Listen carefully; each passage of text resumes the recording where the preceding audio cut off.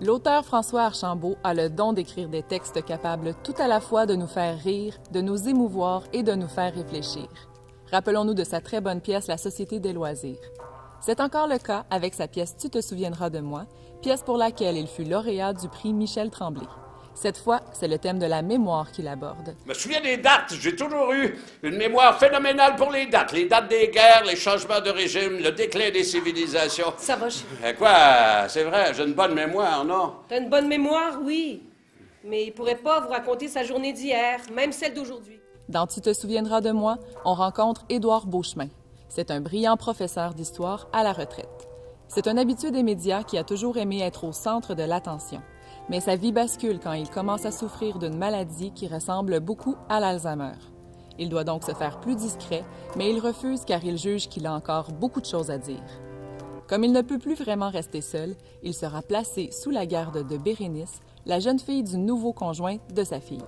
Disons que la rencontre entre ces deux-là ne se fera pas sans provoquer quelques étincelles. Sur YouTube! 2-3 fois, ça m'a suffi pour me rendre compte à quel point c'est insignifiant. Je sais pas c'est qui, l'insignifiant dans tout ça! Vous êtes juste allés 2 fois sur YouTube puis vous faites votre petit jour connaissant à la TV!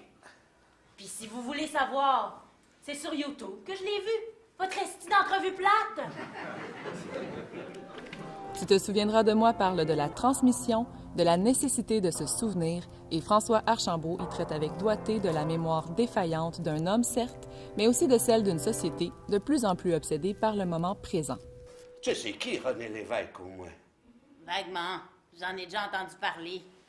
Je sais qu'il a été premier ministre du Québec, qui fumait beaucoup, qui fumait tout le temps, en fait, qui était petit, puis qui était pratiquement chauve, mais qui se ramenait une couette sur le dessus de la tête pour faire semblant qu'il avait encore des cheveux.